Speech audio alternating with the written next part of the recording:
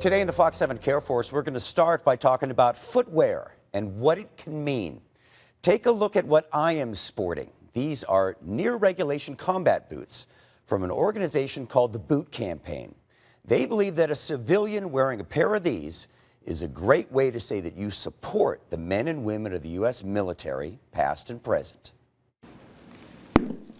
Ever seen a celebrity wearing combat boots? There are loads of them on the Boot Campaign website. The idea came from 5 women in Tyler who wanted to show their support and respect for the military and vets.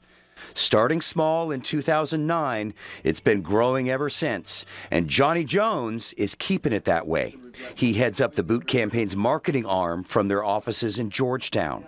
It was a way of showing your patriotism and support for the military. That was unique, but also made people go, oh wow, you're in a business suit but you're wearing combat boots. And it was specific to this generation because today's combat boot looks different than any others.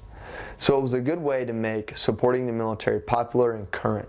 Johnny's journey to the Boot Campaign may well have begun in Helmand Province, Afghanistan.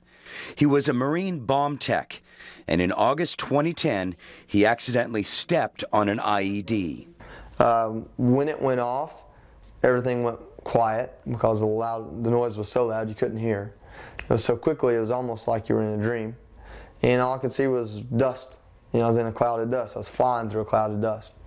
When my back hit the ground, when I landed from the IED detonating, I knew immediately my legs were gone. He was bleeding out, so Johnny and his comrades put tourniquets on his legs and arm. At that point, I had realized the severity of my injuries, and the idea of not making it off the battlefield started creeping into my mind. So I made sure to tell him, the checklist. You have your checklist before you deploy to a combat zone where you're actually going to be in combat.